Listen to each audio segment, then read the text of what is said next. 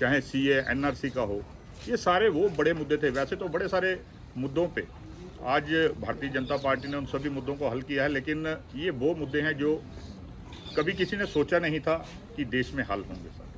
साथियों, आज हम बाकी पार्टियों का भी घोषणा पत्र, जब जम्मू कश्मीर में चुनाव आए हैं तो हमने उनके घोषणा पत्र देखे, वो एक अलग ही ख्वाब देख रहे हैं। जैसे हमने नेशनल कॉन्फ्रेंस का अभी थोड़े दिन पहले घोषणा पत्र देखा, जिसमें उन्होंने कहा था कि हम 370 यहाँ पे वापस बहाल करेंगे, 35 से लाएंगे, हम जितने भी वहाँ पे जेलों में अलगाववादी हैं उन्हें छोड़ेंगे, उनको आर्थिक सहायता देंगे।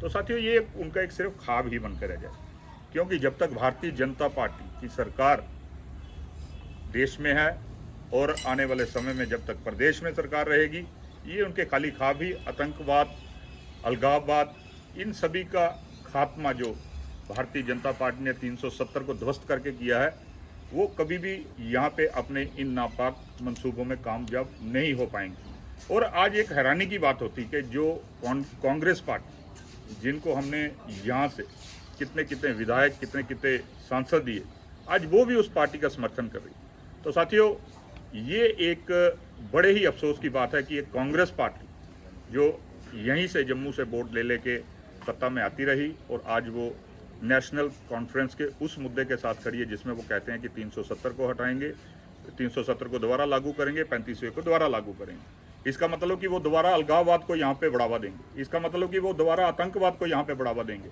इसका मतलब कि यहाँ पे जम्मू कश्मीर में दोबारा पत्थरबाजी शुरू करवाएंगे। और जो अधिकार माननीय प्रधानमंत्री नरेंद्र भाई मोदी जी ने 5 अगस्त 2019 को और माननीय हमारे गृह मंत्री अमित शाह जी ने जो अधिकार हमारी बेटियों को दिए, वो अधिकार ये वापस छीनेंगे। ऐसा कभी भी नहीं हो सकता जब तक केंद्र में भारतीय जनता पार्टी की सरकार बैठी है। साथियों, हमारा जो संकल्प पत्र है उसमें सबसे पहले यही है कि जब तक भारतीय जनता पार्टी की सरकार है, हम आतंकवाद और अलगाववाद का जम्मू कश्मीर से पूरे तरीके से, पूर्ण रूप से हम सफाया करेंगे। उसके बाद हमारा दूसरा जो संकल्प है वो है माँ सम्मान योजना, जिसमें जितनी भी हमारी बुजुर्ग माताएं हैं उनको 18,000 रुपया सालाना दिया जाएगा। उसके बाद अटल आवास योजना, अटल आवास योजना के तहत जो भूमिहीन हमारे लोग हैं उनको 5-5 मरले भूमि आवंटित की जाएगी।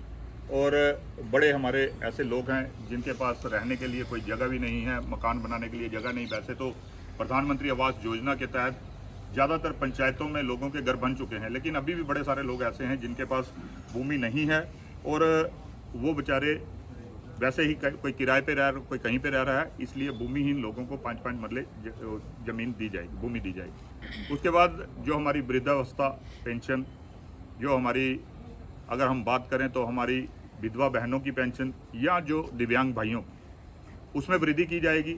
आप सभी जानते हैं कि पहले पिछली सरकार के समय 200 रुपये पेंशन होती थी और जब केंद्र में सरकार नरेंद्र मोदी जी की आई तो 200 से बढ़ा के 1000 की, और जैसे ही हमारी सरकार जम्मू कश्मीर में आएगी सर, इसी को बढ़ा के 3000 तक किया जाएगा। फिर उसके बाद अगर हम किसान सम्मान निधि की बात करें तो 6000 सालाना दिया जाता।